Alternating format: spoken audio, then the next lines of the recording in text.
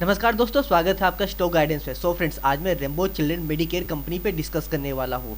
इस वीडियो में हम लोग कंपनी के बिजनेस, कंपनी के फाइनेंस, कंपनी के प्रोस एंड कॉन्स और कंपनी का फंडामेंटल पे डिस्कस करेंगे। और वीडियो शुरू करने से पहले यूट्यूब पे जो भी वीडियो अपलोड्स होते हैं, क्या वो अच्छे हैं या बुरे, यूट्यूब उस वीडियो पे मिलने वाले लाइक्स और कमेंट्स के आधार पे डिसाइड करता है। और अगर आपको इस वीडियो से कुछ भी वैल्यू या नॉलेज मिले तो इसके बदले आप मुझे सपोर्ट करने के लिए वीडियो को लाइक कर सकते हैं, और साथ ही अगर चैनल पर नए हैं तो चैनल को सब्सक्राइब भी कर दें। रेम्बो चिल्ड्रन मेडिकेयर इंडिया में एक multi speciality paediatric, obstetric and gynaecology hospital chain को ऑपरेट करती है। और company newborn and paediatric intensive care, paediatric multi speciality services, paediatric quaternary care, obstetric and gynaecology जैसे वाइड रेंज सर्विसेज ऑफर करती है। और कंपनी 14 हॉस्पिटल्स और 3 clinic को ऑपरेट करती है। हैदराबाद में बंजारा हिल्स हॉस्पिटल कंपनी का मेन हब हॉस्पिटल है, जिसमें 250 बेड्स है। और साथ ही कंपनी फर्टिलिटी केयर सर्विस भी प्रोवाइड करती है। पिछले 6 सालों में कंपनी ने 10 हॉस्पिटल्स में 985 बेड्स को ऐड किया है। कंपनी के कुछ की डेटा पॉइंट्स की बात करें तो कंपनी की बेड कैपेसिटी 1475 है, operational bed 1132, occupancy rate 34% something है, in patient volume 51,165, out patient volume 6,24,111, number of full time doctors 602, number of nurses 1170, part time visiting doctors 1,686। Company का रेवेन्यू 3 वर्टिकल से आते हैं। पहला हॉस्पिटल सर्विसेज, जिससे company को 88% का रेवेन्यू आता है। दूसरा फार्मेसी सेल्स, जिससे कंपनी को 9.2% का रेवेन्यू आता है। तीसरा मेडिकल सर्विसेज फी, जिससे कंपनी को 2.8% का रेवेन्यू आता है। कंपनी की प्रोस की बात करें तो कंपनी का सबसे स्ट्रॉन्ग स्ट्रेंथ है इनका market positioning as a one of India largest multi speciality paediatric care providers. India में बहुत सारे हॉस्पिटल चेन्स हैं, लेकिन पीडियाट्रिक, ऑब्स्टेट्रिक एंड गायनेकोलॉजी पे कोर फोकस करने वाले हॉस्पिटल चेन्स बहुत कम है। और चिल्ड्रन हॉस्पिटल सर्विसेज से 22 सालों से ज़्यादा का एक्सपीरियंस है, जिससे कंपनी को काफ़ी फायदा मिलता है इस सेक्टर। उम्मीद किया जाता है कि इंडिया की प्राइवेट मैटरनिटी केयर मार्केट 2020 से 2026 तक 12% की CAGR से इंक्रीज हो सकता है। और ये भी उम्मीद किया जाता है कि इंडिया का प्राइवेट पीडियाट्रिक केयर मार्केट 2020 से 2026 तक 14% की CAGR से इंक्रीज हो सकता है। और रेम्बो इन दोनों सेगमेंट में सबसे ज़्यादा बेड कैपेसिटी वाला प्लेयर में से एक है, जिससे इस सेक्टर में आने वाले ग्रोथ का फायदा कंपनी को मिलेगा। और साथ ही कंपनी का एक और सबसे स्ट्रॉन्ग स्ट्रेंथ है इनका high full time doctors retention rate.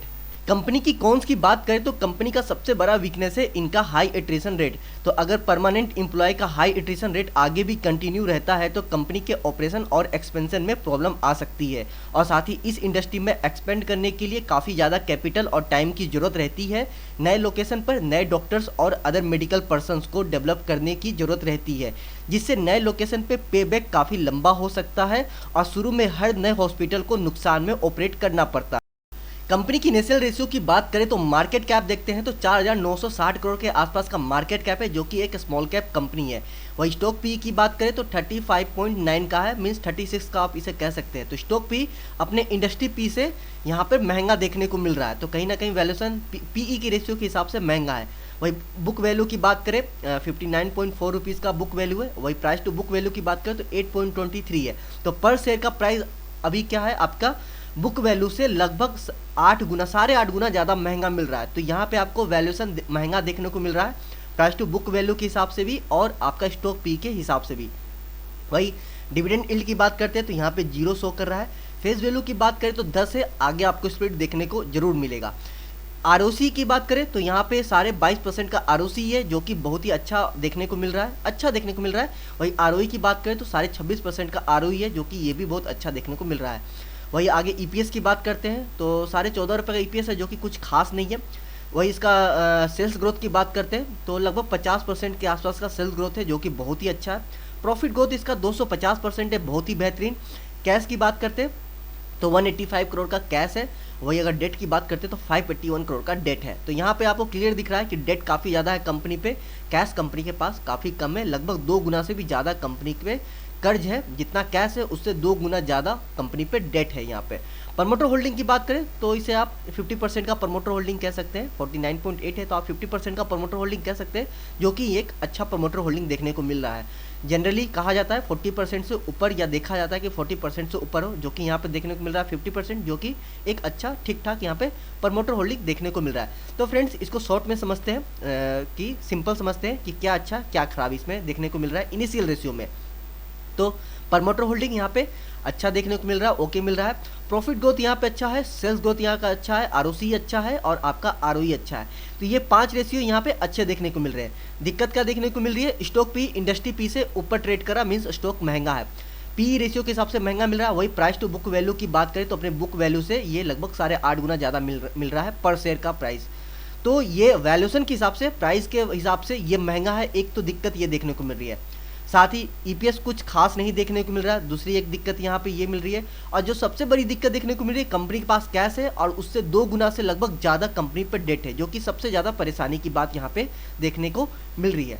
तो फ्रेंड्स ये तो था आपका इनिशियल रेशियो पे डिस्कशन, बातचीत जो भी यहाँ पे हम देख रहे थे। आगे चलते हैं, कंपनी का profit and loss statement file देखते हैं। तो कंपनी का profit and loss statement file देखते हैं। तो सेल्स की बात करें तो मार्च 2019 से मार्च 2022 अगर इसे देखते हैं तो अगर देखा जाए तो 19 से 20 में आपका इंक्रीज हुआ है, बट 21 में हल्का कम हुआ है, बट 22 में फिर से इंक्रीज हो गया है। तो एवरेज निकालते हैं, ये पूरा एवरेज निकालते हैं तो देखें तो आपका ईयर ऑन ईयर बेसिस पे इंक्रीज ही होता हुआ देखने को मिल रहा है। वही कंपनी का ऑपरेटिंग प्रॉफिट देखते हैं, जो कि बहुत ही जरूरी होता है ऑपरेटिंग प्रॉफिट देखना, क्योंकि ऑपरेटिंग प्रॉफिट हमें ये बताता है कि कंपनी के कोर बिजनेस से क्या कंपनी को प्रॉफिट बन के आया है। तो ऑपरेटिंग प्रॉफिट देखते हैं तो ये भी आपका देखते हैं तो वही मार्च 2021 में हल्का सा कम हुआ है। तो अगर एवरेज निकालते हैं तो ये भी ईयर ऑन ईयर बेसिस पे इंक्रीज होता हुआ देखने को ही मिल रहा है, जो कि ठीक है, अच्छी बात है।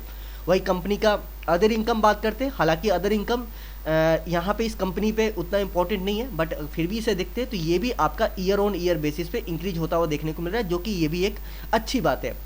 वही कंपनी का नेट प्रॉफिट की अगर बात करते हैं तो नेट प्रॉफिट वही आपकी बात होगी कि मार्च 2021 में हल्का सा कम हुआ है, बट फिर भी एवरेज अगर निकालते हैं तो आपका ईयर ऑन ईयर बेसिस से इंक्रीज ही होता हुआ देखने को मिल रहा है। वही ईपीएस की बात करते हैं, अर्निंग पर शेयर की बात करते हैं तो ये भी आपका एवरेज अगर निकाल के देखें तो ईयर ऑन ईयर बेसिस पे इंक्रीज होता हुआ देखने को मिल रहा है। तो यहाँ पे profit and loss statement file तो सब कुछ अच्छा ओके सा देखने को मिल रहा है। आगे चलते हैं बैलेंस शीट की तरफ। अब बैलेंस शीट का देखते हैं कि कंपनी का बैलेंस शीट में क्या क्या चीज़ देखने को मिल रही है। तो शेयर कैपिटल की बात करें तो शेयर कैपिटल मार्च 2019 से मार्च 2021 यहाँ पे तो कंपनी का शेयर कैपिटल फिक्स रहा, बट मार्च 2022 में कंपनी का शेयर कैपिटल अचानक से लगभग डबल हो गया। तो यहाँ पर एक परेशानी की बात है, हालांकि बहुत ज़्यादा परेशानी की बात नहीं है, बट फिर भी परेशानी की बात है, क्योंकि शेयर कैपिटल इंक्रीज होना कंपनी पे एक तरह से कर्ज की तरह होता है। वही कंपनी का रिजर्व की बात करें तो ये यहाँ per year on year basis पे इंक्रीज होता हुआ देखने को मिल रहा है, जो कि अच्छी बात है। कंपनी का रिजर्व इंक्रीज होते रहना चाहिए। और अगर कर्ज की बात करते हैं कंपनी का, तो कर्ज यहाँ पर आपको देखा जाए तो ईयर ऑन ईयर बेसिस पे इंक्रीज होता हुआ देखने को मिल रहा है, जो कि सबसे परेशानी की बात है। और अभी इनिशियल रेशियो पे भी यही देखा गया कि यहाँ पे कंपनी के पास कर्ज ज़्यादा है और कैश कम है कंपनी के पास। तो कर्ज जो यहाँ पे देखने को मिल रहा है कंपनी पे अच्छा खासा है, और कंपनी जिस साइज़ की कंपनी है उस साइज़ के हिसाब से जो कर्ज अभी है कंपनी पे, ये भी अच्छा खासा कर्ज इसे कंसीडर किया जा सकता है। तो कर्ज के मामले में, कंपनी डेट के मामले में अच्छी खासी परेशानी यहाँ पे देखने को मिल रही है। खैर आगे चलते हैं और कंपनी का देखते हैं कैश फ्लो। कैश फ्लो एक बहुत ही इंपॉर्टेंट रेशियो होता है फ्रेंड्स देखने के लिए। तो कैश फ्लो देखते हैं तो ऑपरेटिंग कैश फ्लो देखते हैं, तो ये अगर देखें तो आपका यहाँ per year on year basis पे इंक्रीज होता हुआ देखने को मिला, जो कि अच्छी बात है। वही अगर फाइनली नेट कैश फ्लो देखते हैं, जो कि सबसे इंपॉर्टेंट चीज़ होता है किसी भी कंपनी को, आप जब उसको फाइनेंशियली चेक कर रहे हो, फंडामेंटली चेक कर रहे हो, तो कंपनी का कैश फ्लो जरूर देखें और साथ में नेट कैश फ्लो जरूर देखें। नेट कैश फ्लो सबसे इंपॉर्टेंट होता है कैश फ्लो में। तो नेट कैश फ्लो की अगर बात करते हैं तो मार्च 2021 में ये माइनस में आ गया था, बट अगर एवरेज निकालते हैं मार्च 2019 से मार्च 2022 का, पिछले 4 साल का अगर एवरेज निकाल के देखें तो कंपनी का कैश फ्लो ओवरऑल इंक्रीज होता हुआ देखने को मिल रहा है, जो कि एक अच्छी बात है। कंपनी का नेट कैश फ्लो यहाँ पर भी अच्छा देखने को मिल रहा है। तो नेट कैश फ्लो यहाँ पे ओके देखने को मिला, प्रॉफिट एंड लॉस ओके देखने को मिला, इनिशियल रेशियो भी ठीक ठाक देखने को मिला। बस एक ही परेशानी थी बैलेंस शीट में, और वो था कंपनी का कर्ज। जो कंपनी का कर्ज है, कंपनी पे कैश जितना है उससे लगभग डबल कंपनी का कर्ज है, जो कि सबसे ज़्यादा परेशानी की बात यहाँ पे देखने को मिली। सो फ्रेंड्स, ये था एक छोटा सा डिस्कशन, और आपके पर्सनल ओपिनियन में ये कंपनी लॉन्ग टर्म में कैसा परफॉर्म कर सकती है मुझे कमेंट सेक्शन में जरूर कमेंट करें। और साथ ही आपके नज़र में कोई और स्टॉक्स है जो लॉन्ग टर्म में अच्छा परफॉर्म कर सकता है, तो आप उस स्टॉक का नाम भी कमेंट सेक्शन में जरूर कमेंट कर दें।